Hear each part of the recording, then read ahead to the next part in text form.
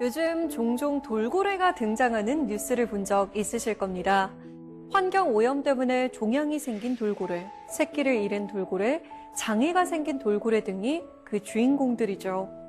하지만 우리는 뉴스를 클릭할 때는 관심을 갖다가 금세 잊어버리곤 합니다. 그런데 여기 벌써 7년째 돌고래에 푹 빠져 사는 이가 있습니다. 그는 돌고래를 통해 어떤 이야기를 전하고 싶은 걸까요? 돌고래 다큐멘터리의 이정준 감독, 오늘 만나봅니다.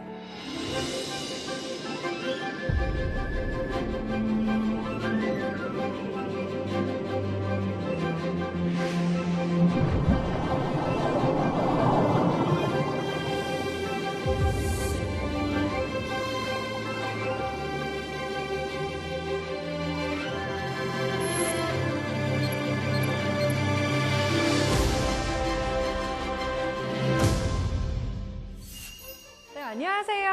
안녕하세요. 아유, 네. 반갑습니다. 네. 오늘 제주도에서 오신 건가요? 네, 사실 부산에서 촬영을 마치고 여기 출연하려고 제주도로 가서 옷 갈아입고 비행기 타고 달려왔습니다. 아이고, 먼 길 오셨습니다. 저 정말 궁금한 게 정말 어떻게 하다가 돌고래의 마음을 뺏기게 된 건지 궁금해요. 제주도에 돌고래가 산다는 이야기를 듣고 그 가족들, 제주도 돌고래의 가족들 이야기를 찍기 위해서 1년이면 되겠다라고 생각해서 내려갔다가 지금 벌써 7년이 됐습니다. 너무 매력적인 동물들이라 뭐 1년 가지고는 너무 부족한 시간이라 지금 계속해서 앞으로도 끝이 보이지 않을 것 같습니다. 네. 돌고래를 대신해서 이야기를 전달해 주시는 것 같은데 오늘은 또 어떤 이야기를 대신 전달해 주실지 기대가 됩니다. 오늘 강연 잘 부탁드립니다.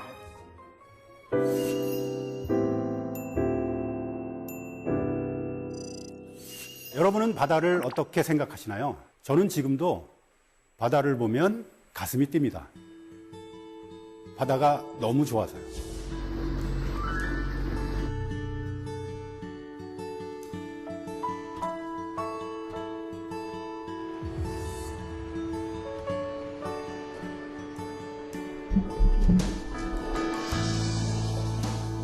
제가 바다를 처음 접하게 된 건 1991년도에 스킨스쿠버 교육을 받고부터인데요. 바닷속에 엄청난 에너지가 저를 흥분시키기에 충분했고 너무 강렬했기 때문에 그 바닷속의 매력에서 헤어나올 수가 없었어요. 그래서 이걸 계속하면서 생활을 할 수 있는 직업이 뭘까라고 생각을 하다가 다큐멘터리 일을 시작하게 되었습니다. 다행히 체력도 좋아서 전 세계의 오지를 헤매고 다녔고요. 야생의 바다를 탐험할 수 있는 경험이 계속 주어졌습니다. 그렇게 바다를 누빈 지 30년이 됐고요. 오늘은 그 30년간 바다를 탐험하면서 만났던 고래들의 이야기를 들려드리려 합니다.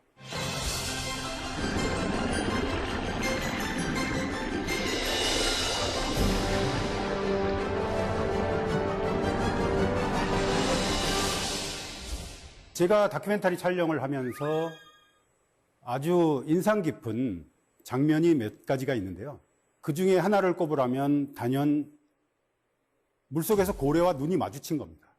이곳은 인도네시아의 라마레라라는 마을인데요.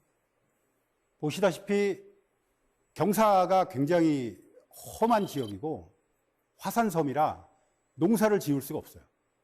경사면과 바다가 연결이 돼 있어서 해안이 너무 짧아서 어업도 안 돼요. 고기도 없어요. 그런데 다행히 이 해안에서 2, 3km만 먼 바다로 나가면 오징어 어장이 있는 거예요. 고래들이 가장 좋아하는 먹이가 오징어입니다. 고래는 두 종류의 고래가 있는데요. 수염고래와 이빨고래가 있습니다. 수염고래들은 우리가 이제 흔히 아는 귀신고래, 흰긴 수염고래. 덩치가 아주 커다랗지만 아주 온순한 그런 고래류가 수염고래고요. 이빨고래는 모비딕에 나왔던 항류고래, 돌고래류가 다 이빨고래죠. 이 라마레라 마을 앞바다에는 오징어로 인해서 이빨고래들이 찾아오는 거예요. 그런데 이 사람들이 아주 먼 옛날부터 그 고래들을 잡기 시작한 거죠. 지금 생각하면 어떻게 포경이 가능하지? 라고 생각하실 수가 있는데 국제포경위원회와 그린피스 등이 이 지역을 생계형 포경이 가능한 지역으로 만들어줬어요. 워낙 척박한 지역이고 사람들이 농사나 어업이나 할 수 있는 것이 없기 때문에 예외 조항을 만들어서 이 마을 사람들은 고래를 잡고 살아도 된다라고 이제 허가를 해준 거죠. 이 마을 사람들은 전통적인 방식으로 고래를 잡습니다. 그러니까 작살 하나를 들고 고래를 발견하면 바다로 뛰어들어서 고래를 잡는 아주 위험천만한 그런 행위를 하면서 먹고 살기 위해서, 단순히 먹고 살기 위해서 생존을 위해서 고래를 잡는 마을인 거죠. 실제 제가 갔을 때 이미 5개월을 고래를 못 잡은 상황이어서 이 사람들은 그냥 맨 밥에 앞에 나무에서 나뭇잎을 따다가 그걸 끓여서 소금을 넣고 그냥 겨우겨우 먹고 사는 그런 아주 가난한 마을입니다. 그런데 이제 고래가 나타났죠. 그래서 고래를 잡는데 어마어마한 장면이 제 눈앞에서 펼쳐진 겁니다. 고래가 나타났을 때 이 앞에서 이제 작살을 던지는 사람을 작살잡이 뚜루띠감이라고 하는데 이 사람이 번개같이 날라서 고래에다가 작살을 꽂으면 고래는 깜짝 놀라서 막 도망가죠. 피를 철철 흘리면서 그냥 막 도망가는데 그때의 속도가 웬만한 엔진 못지않게 빠릅니다.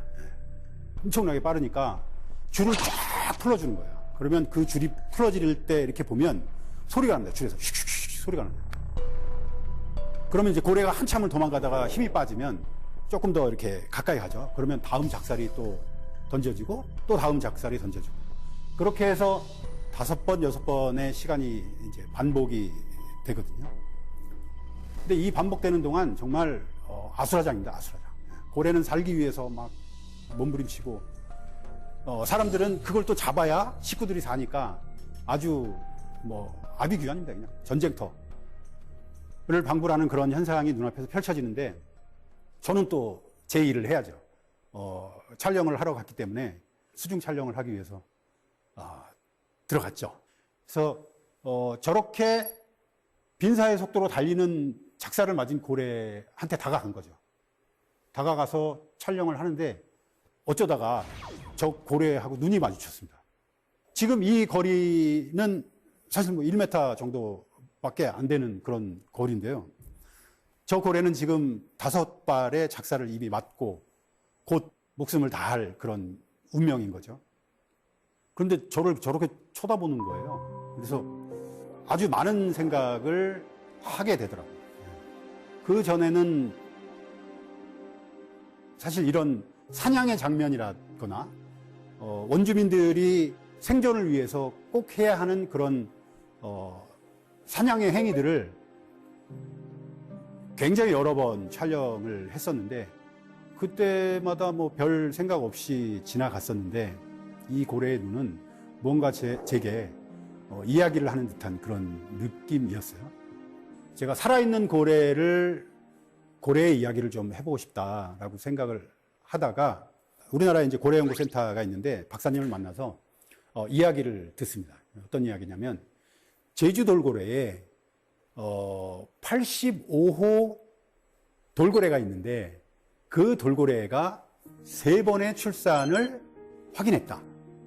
수년이 지났는데 새끼하고 다니는 모습이 촬영되었고 또 2년 후에 또 새끼하고 다니는 모습이 촬영되었고 또 2년 후에 새끼하고 다니는 모습이 3번이 촬영이 된 거예요. 그래서 이런 애가 있습니다 라고 말씀을 주셔서 너무 재밌는 거예요. 그 얘기가. 근데 이 돌고래가 85호 돌고래인지 어떻게 아나요? 돌고래 몸에 칩이라도 이제 심겨져 있는 건가요? 돌고래들은 기본적으로 등 지느러미에 난 상처를 보고 개체 식별을 하는데요. 사람의 지문처럼 돌고래들의 지느러미에 난 그 흉터가 다 다르게 생겼어요. 그래서 그 모양을 보고 저게 몇 호라는 걸 파악하는데 지금 현재는 제주도에 120여 마리의 돌고래들이 표식을 통해서 그렇게 알아볼 수 있고 그렇게 특징 있는 아이들 중에 하나하나 이름을 붙여나가고 있는 중입니다. 예. 다 외우기가 힘드셨을 것 같은데. 지금도 다 못 외웁니다. 외우고 있는 중이고요. 예, 예. 저렇게 돌고래들이 다 하나하나의 개체를 가지고 구분이 될 수 있다면 우리 이제 휴먼 다큐 만들듯이 돌고래를 가지고 인간극장을 만들 수가 있겠네 라는 생각을 하게 된 거죠. 그래서 신이 나가지고 배를 하나 준비해가지고 제주도로 내려옵니다.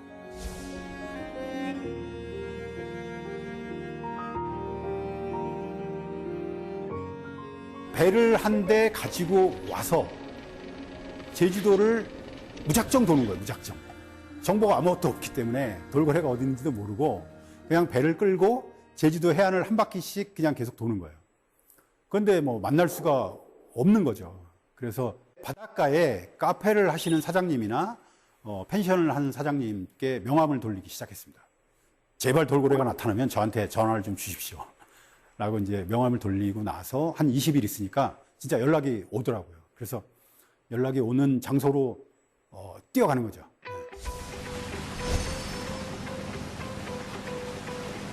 돌고래 있어, 돌고래!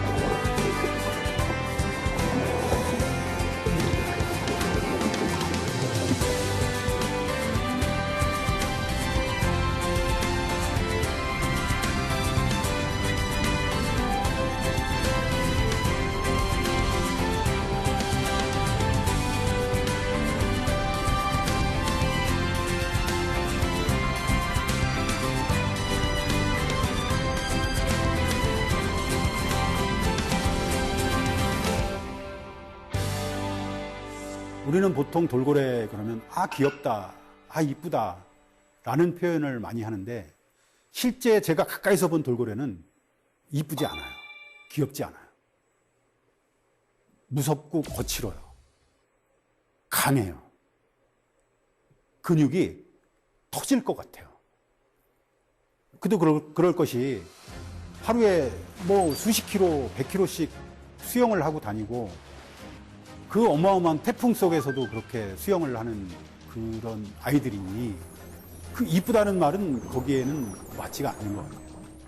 귀엽다라는 말은 더더욱 귀엽지 않습니다. 멋있습니다. 제주도의 돌고래들은 남방 큰 돌고래라는 종이고요. 그 종의 특성상 제주도 연안에서만 살아요. 개체수는 공식적으로 120여 마리가 산다고 알려져 있고요. 1년 365일 제주도에 살고 있습니다. 이 친구들의 수명은 40년에서 50년 정도 산다라고 알려져 있고요. 보통 돌고래들이 10살이 넘어가야 그 가임기가 되거든요. 돌고래들은 굉장히 복잡한 사회 구성망을 가지고 있다라고 알려져 있고요.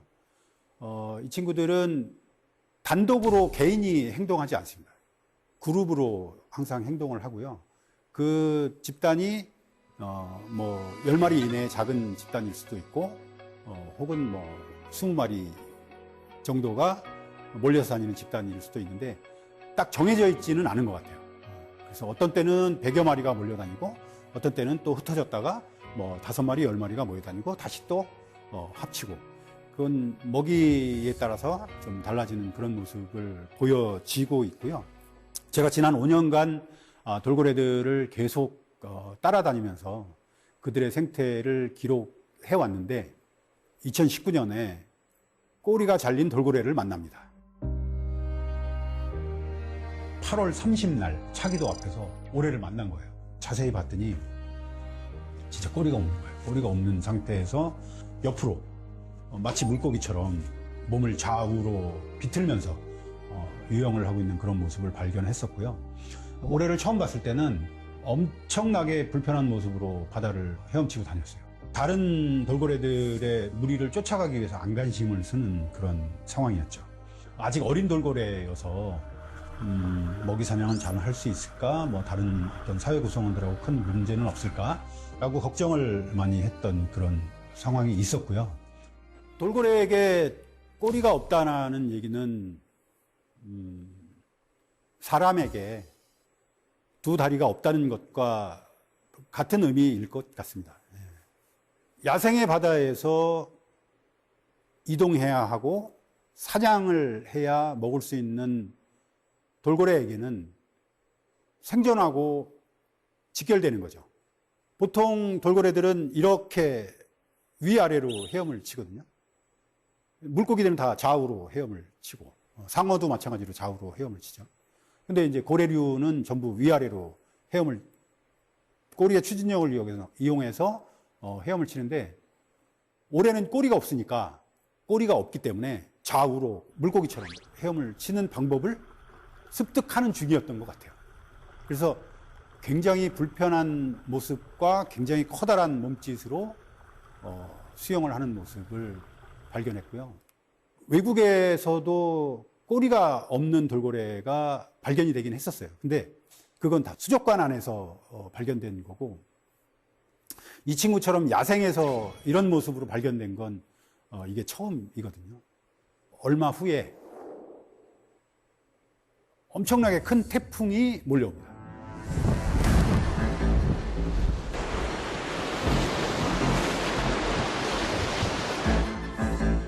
아니, 꼬리가 없어서 잘 몸도 못 가는 아이가 있는데 어마어마한 태풍이 그 해에 3개가 연달아 왔거든요. 저는 정말 너무 걱정이 돼가지고 그 태풍에서도 그 꼬리 없는 돌고래가 잘 사는지를 보기 위해서 찾아다녔던 그런 기억이 있고요. 그런데 태풍이 지나가고 났는데 멀쩡하게 아무 일도 없다는 듯이 그 돌고래가 돌아다니는 거예요. 지금 제주도 현지에서 제주도 남방 큰 돌고래를 연구하고 있는 연구원들이 있는데 그 친구들과 오래오래 살으라고, 죽지 말고 오래오래 살으라고 이름을 오래라고 지어줬어요.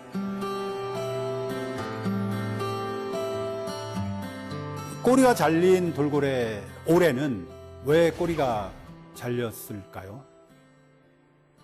전문가들의 말에 의하면 낚싯줄에 감겨서, 이 낚싯줄이 이렇게 감기면 조금씩 파고 들어가요.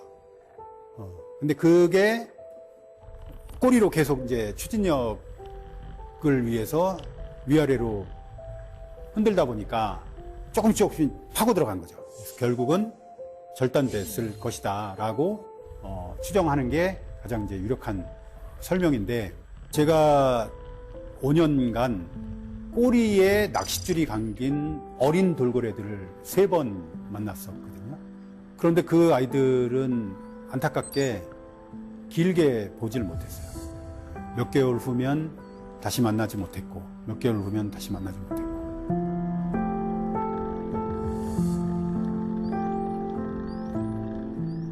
저의 생각보다 더 충격적이었고요. 사실 저희가 늘 생각하는 딱 정해져 있는 모양이 있잖아요.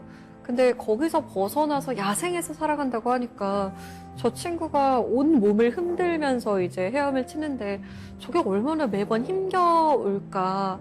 그리고 저 모습이 되기까지, 저게 잘려나가기까지가 굉장히 괴로웠겠다라는 생각이 들었어요. 근데 더 충격을 받았던 게 지금 올해뿐만 아니라 다른 돌고래들도 이런 위험에 처해 있다는 거잖아요.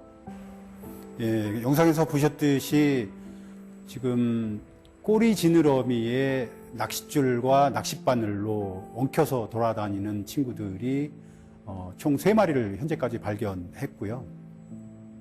그런데 더 안타까운 건 그 녀석들이 모두 어린아이들이라는 거예요. 네, 그래서 물론 이제 장난기가 많아서 더 그랬을 수도 있을 것 같지만 어쨌든 인간이 훨씬 더 주의를 해야 되는 사실인 건 맞는 것 같아요. 네. 혹시 저희가 뭐 이렇게 도와주거나 이럴 수 있는 방법은 없는 건가요? 그 친구들을? 실제 꼬리가 잘린 오래를 보고 어떻게 도와줄 수 있겠냐라고 문의하시는 분이 사실 좀 있었는데요. 몇 분이 계셨는데 야생에서 돌고래를 포획하는 일조차 쉽지가 않은 상황이고요. 이 제주 남방 큰 돌고래들은 보호종이기 때문에 저희가 임의로 어떻게 포획을 하거나 할 수 없는 입장이고, 실제 포획을 하다가 더 큰 사고로 이어질 수도 있기 때문에 지금은 그냥 지켜볼 수밖에 없는 그런 상황인데, 저희가 이제 이 꼬리 없는 돌고래 이야기를 하니까,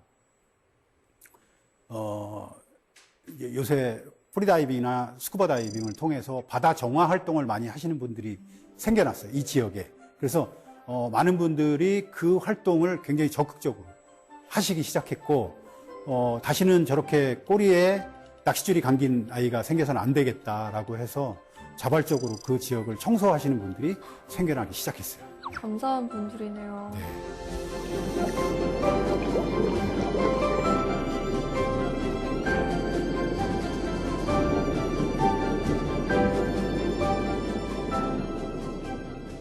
제가 제주 돌고래들을 가장 많이 만나는 지역은 서귀포시 대정읍 쪽인데요.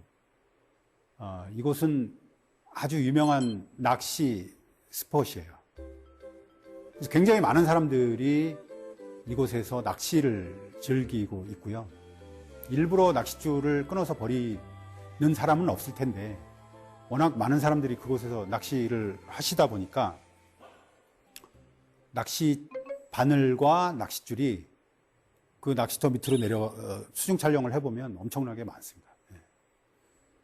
그래서 지금도 이 돌고래들에게는 굉장히 위험한 그런 상황인 거죠. 꼬리가 잘린 돌고래 오래를 만난 지가 2년이 이제 채 안 됐는데요.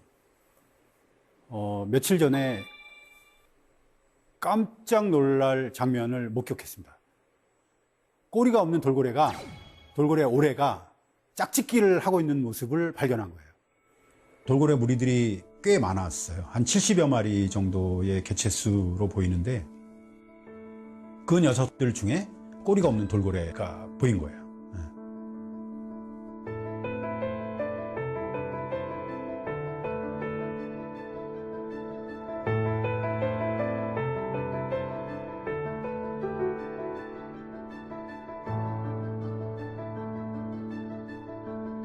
돌고래들한테 짝짓기는 굉장히 큰 의미를 가지고 있다고 합니다. 보통 돌고래들은 순놈 둘, 셋이서 암컷 하나를 두고 짝짓기를 하는 그런 형태인데, 바다에서 포유류가 짝짓기를 하는 그런 특성상 수컷들이 도와주지 않으면 짝짓기가 가능하지 않은 그런 상황인 거죠. 그래서 돌고래들은 수컷끼리의 유대 관계가 굉장히 중요한데, 꼬리가 없는 오래가 과연 그런 역할을 할 수 있을까 의심할 수밖에 없는 그런 상황이었는데, 아니 글쎄 짝짓기를 하고 있는 거예요.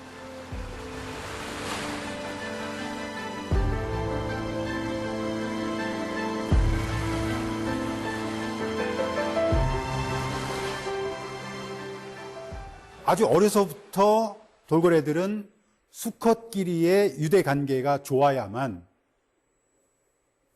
나중에 암컷을 두고 서로 도와가면서 짝짓기를 할 수가 있는데, 장애를 가지고 있는 꼬리가 없는 돌고래가 그 수컷들과의 동맹 관계가 이루어져 있다는 얘기인 거죠. 결국 이 돌고래 사회는 꼬리 없는 오래를 구성원으로 인정을 했다라는 얘기인 거고, 그 구성원들 안에서 오래는 그들이 하는 모든 행동들과 사회 생활을 다 해나가고 있는 게 확인이 된 거예요. 엄청나게 놀라운 장면이 목격이 된 거죠.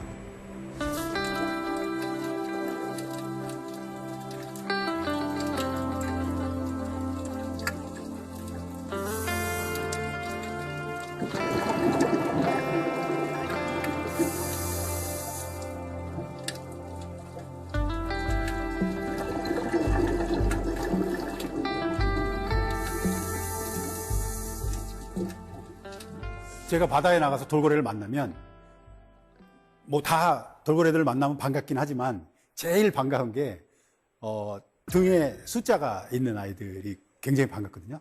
1번이 제돌이고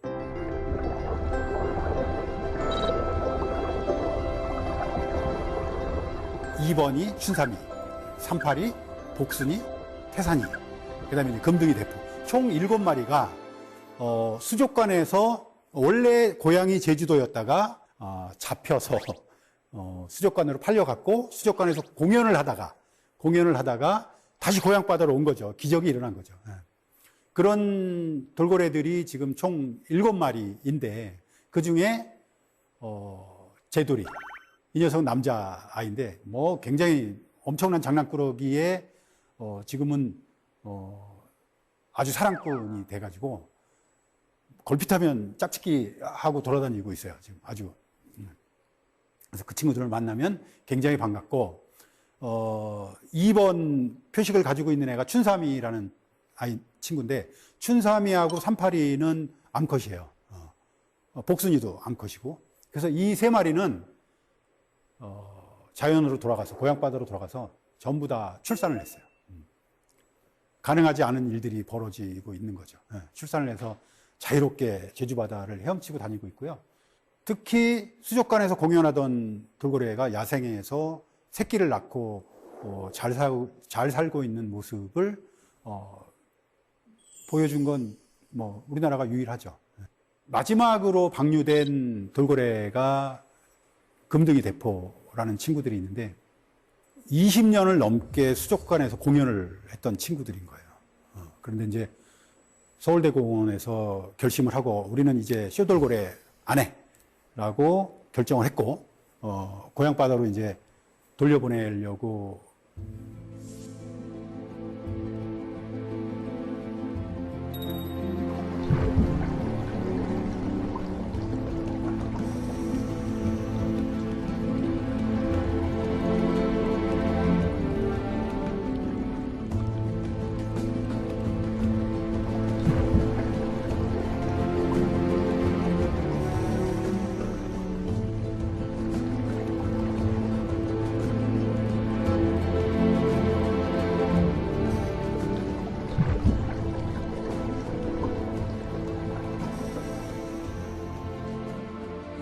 안타깝게 금등이, 대포는 고향 바다로 돌려보내고 나서 그 다음부터는 보이질 않아요. 제 추측은 고향 바다로 돌아오긴 했지만 나이가 너무 많은 거예요. 너무 어린 나이에 잡혀가서 그냥 막 공연만 신나게 하고 감옥 생활만 하다가 고향 바다로 딱 돌아왔는데 막상 이 무리들하고 어울리지를 못하는 거죠. 받아주지 않은 것 같아요. 그래서 그 다음 날부터 한 번도 발견이 안 된 상황이고요.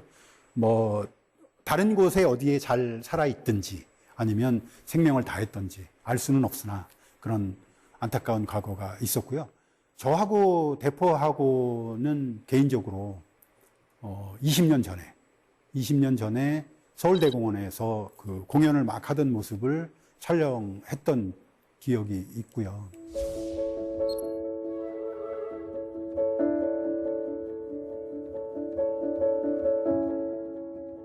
그때는 사실 그 대포라는 친구가 그렇게 고생을 하는지 그렇게 감옥 생활을 하는지 몰랐죠.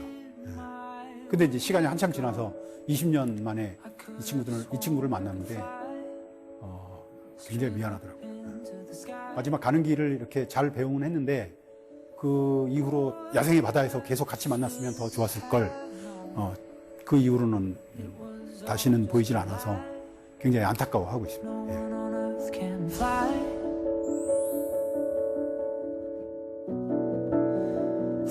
Hope the things you said would turn out true. Guess that's what I 제주 바다에서 꼬리에 낚싯줄이 감기고 입에 종양이 생기고 한 아이들을 발견하는 것이 굉장히 마음 아팠는데, 매년 겨울이 되면 11월부터 돌고래들 사체가 제주 바다에 떠밀려오기 시작하는데, 그 녀석들은 상갱이라고 불리는 우리나라 토종 돌고래인 거예요.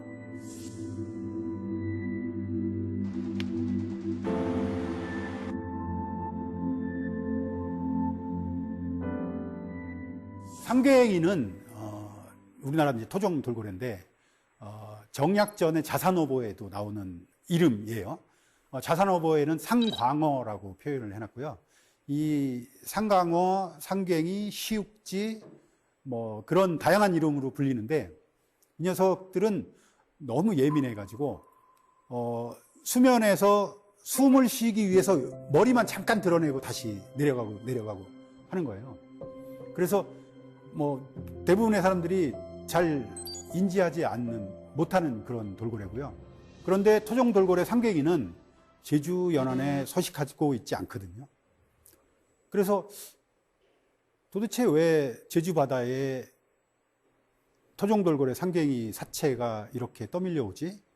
라고 취재를 시작했고, 취재를 해본 결과 남해안, 서해안과 남해안 일대에서 혼액으로 인해서 엄청나게 죽어가고 있고, 그 혼액된 사체들을 버려서 물길 따라서 제주도까지 떠밀려 온 것이라고 추정하는 그런 얘기를 들을 수가 있었고요. 혼액은 목표 한 종 이외에 다른 것들이 잡히는 것을 혼액이라고 하는데, 그 혼액으로 인해서 1년에 상갱이가 3,000마리가 넘게 죽는다는 이야기를 들은 거예요.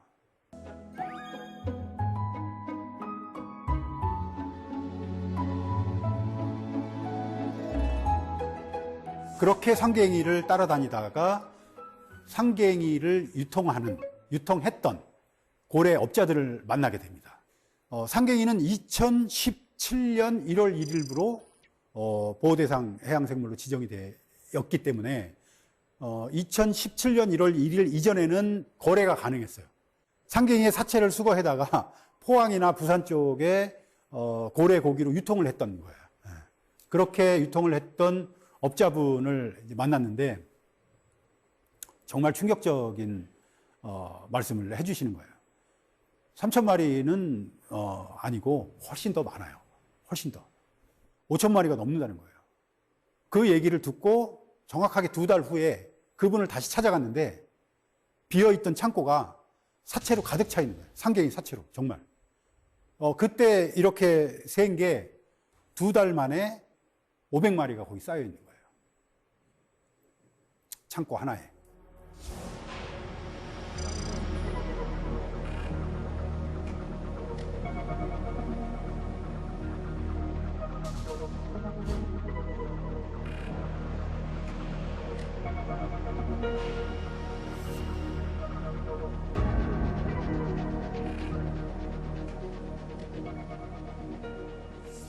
그래서 이건 정말 심각한 문제구나 라고 생각을 하게 되었고요. 더 심각한 건 그 사체들의 사이즈가 전부 작아요. 그러니까 어른 상갱이가 되기 전에 다 죽어나가는 거예요. 그 중에는 임신을 한 상갱이들도 있었고요. 그래서 도대체 우리나라 바다에서 어떤 일이 벌어지고 있는 거야? 현장으로 달려갔죠. 상갱이는 안강망이라고 하는 그물에 의해서 혼액이 많이 되고요. 그래서 그 안강망이 어떤 그물인지, 어떻게 상갱이들이 죽을 수밖에 없는지 안강망 배를 탔죠. 안강망 배를 타서 그 상황들을 계속 기록하기 시작했어요.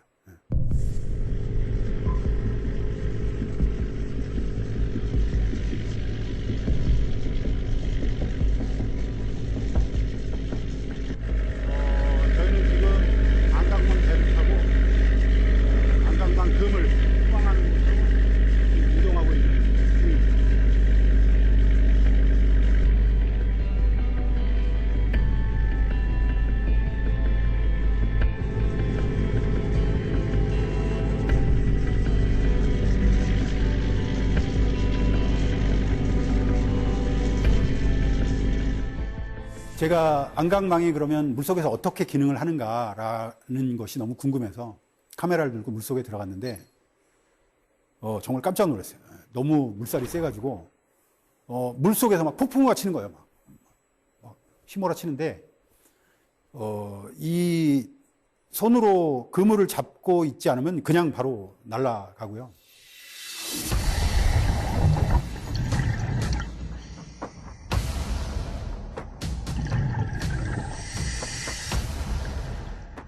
잡고 있어도 조류에 의해서 팔은 여기 있고 내 발은 저 위에가 있는 거예요. 거꾸로 매달려 있는 상황인 거죠. 그러니까 그런 어마어마한 조류에 상갱이가 그 안으로 빨려 들어가는 거고, 결국은 자루 저 그물 밑에 끝에 가서 질식해서, 상갱이는 숨을 쉬어야 되는데 숨을 못 쉬니까 결국은 질식을 하는 수밖에 없는 상황인 거죠. 그런데 실제 며칠이 지나지 않아서 안강망을 이렇게 들어 올렸는데 그 안에 상갱이 사체가 들어있던 거죠. 그런데 이 어부들은 상갱이를 잡으려고 잡지 않아요. 그냥 안강망이라는 그물에 혼액이 돼서 들어왔을 뿐, 이미 보호대상 해양생물로 지정이 되어 있기 때문에 상갱이는 그냥 쓰레기예요. 그래서 들어서 그냥 바다에다가 버리는 거예요. 전혀 누구도 원치 않는 죽음이 바다에서 계속 벌어지고 있는 거였죠.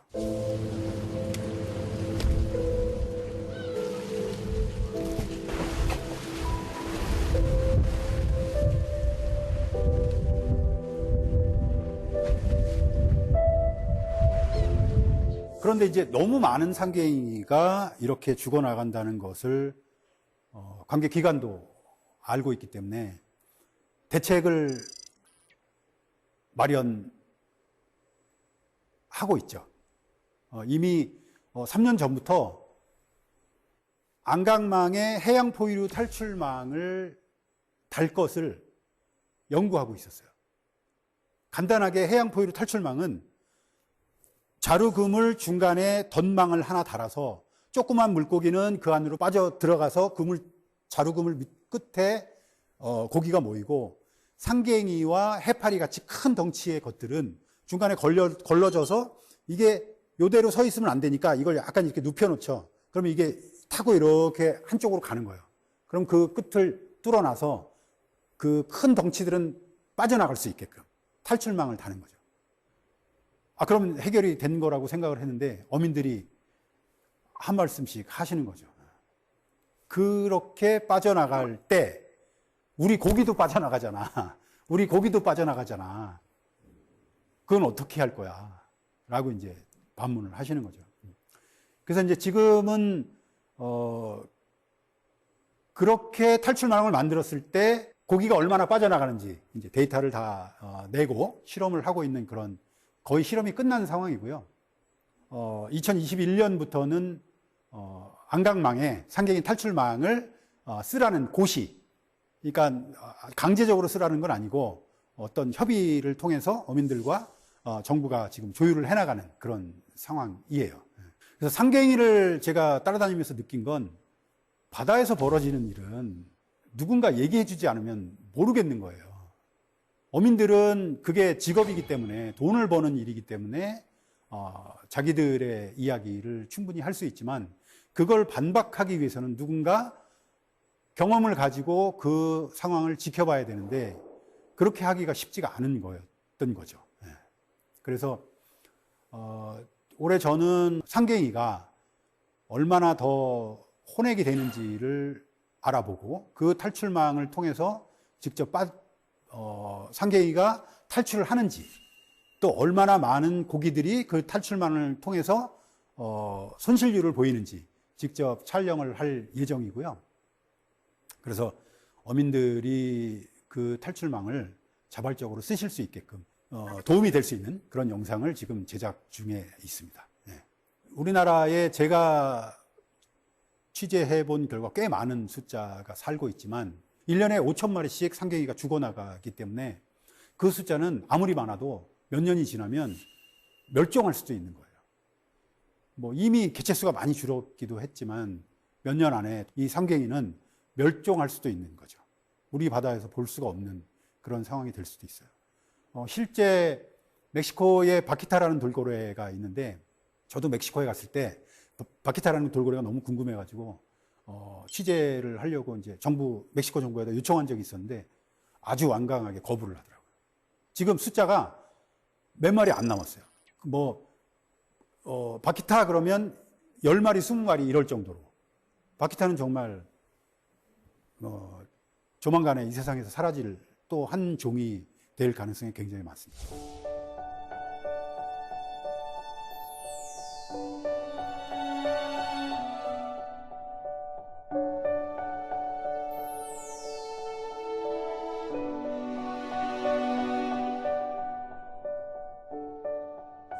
저는 처음에는 잘 몰랐는데 고래를 따라다니면서 바다를 조금 더 이해하게 된 것 같고요. 고래를 통해서 바다를 조금 더 깊게 들어가 본 것 같아요. 실제 고래들은 저희한테 계속 메시지를 주고 있다고 생각을 하거든요. 지금은 꼬리가 잘린 돌고래가 한 마리 있지만 제가 본 꼬리에 낚싯줄을 매달고 다니는 애가 이미 3마리가 더 있었고 턱에 종양이 생긴 아이가 다니고 있고 지금은 몸에 피부병 혹은 트러블이 생겨서 혹을 매달고 다니는 친구들도 발견이 되고 있는 상황이거든요. 그런데 이게 앞으로 5마리, 10마리가 더 생길 수도 있어요. 그 다음엔 인간한테 오는 거죠. 그러기 전에 돌고래들의 신호를 정확하게 읽고 돌고래를 위해서가 아니고 사람들을 위해서라도 바다를 지켜내야 된다라고 생각하고 있습니다.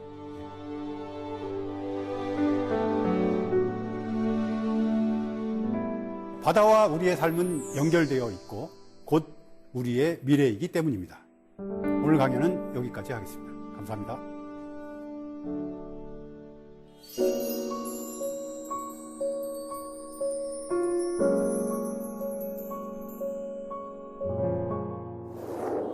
네, 강연 잘 들었습니다. 우리가 바다를 몰라도 너무 몰랐다라는 생각이 들어요. 또 인간이 무슨 자격으로 돌고래의 이 삶의 터전을 이렇게 황폐하게 만들고 있는가라는 생각이 들어서 참 착잡했거든요. 오늘 사사기 공동체 여러분께서 미리 질문을 좀 보내주셨습니다. 함께 볼까요? 먼저 김현경님의 질문입니다. 제주도 여행을 하면서 배를 타면 종종 돌고래를 만나기도 하잖아요. 사진도 찍고 싶고 돌고래한테 먹을 것도 던져주고 싶은데요. 돌고래를 만나면 어떻게 인사하면 좋을까요? 사실 제주도에는 돌고래 투어가 있을 만큼 배를 타고 나가서 돌고래를 만나기도 하는데요. 뭔가 좀 아는 척 하고 싶기도 하고 뭐 이런데 좀 조심스럽기도 하고 그래요. 어떻게 하면 좋을까요? 일단 먹이를 주는 방법은 좋지 않은 방법이고요. 그냥 한 번쯤 입장 바꿔 생각해 봤으면 좋을 것 같아요. 내가 돌고래라면 사람들이 나한테 어떻게 대하면 좋을 것인가. 근데 이제 한 가지 좀 아쉬운 건, 관광선을 타서 관광객들이 돌고래를 만나면 너무 좋으니까 소리를 막 질러요. 그러면 돌고래들이 사실 좀 놀래죠. 그리고, 제주도 앞바다에는 새끼들을 데리고 다니는 돌고래가 많기 때문에 소리 지르는 건 좀 안 해주셨으면 좋겠고, 그냥 눈인사 정도 하시는 게 좋지 않을까. 눈인사 정도. 생각하고 있습니다. 좀 조용히 거리를 두고 지켜봐줘야 하는 거군요. 그러니까 사람의 입장으로만 생각하지 말고 그 고래의 입장에서 한번 생각해 보면 어떻게 하는 게 좋은 것인가 생각하실 수 있을 것 같아요. 네. 이번엔 이혜민님의 질문입니다. 만약에 제주도에 살고 있는 돌고래들이 환경이 안 좋아지면 제주도 앞바다를 떠날 수도 있을까요? 어떻게 생각하세요? 그럴 수도 있을 것 같아요. 지금 현재 살고 있는 개체수가 예를 들어서 먹이가 없다든지 뭔가 환경적인 변화가 생기면 다른 데로 갈 수도 이건 학자가 아니기 때문에 단언할 수는 없겠지만 제 개인적인 생각으로는 여길 버리고 다른 데도 갈 수 있지 않을까라는 생각을 하게 되네요. 네, 오늘 강연을 들으면서 너무 우리가 인간의 입장에서만 생각을 했다. 돌고래의 입장이 좀 되어봤으면 좋겠다라는 생각이 듭니다. 우리가 돌고래 입장을 잘 생각해서 돌고래들이 저희와 함께 있을 수 있도록 좋은 환경이 만들어졌으면 좋겠습니다. 오늘 강연 잘 들었습니다. 감사합니다.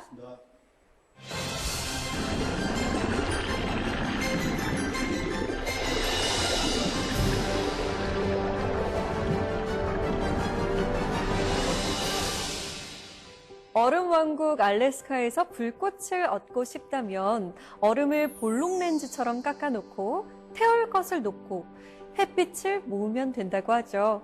아무리 빙하 속에 갇혀 있다고 하더라도 마음을 모으면 불꽃을 일으킬 수 있다는 겁니다.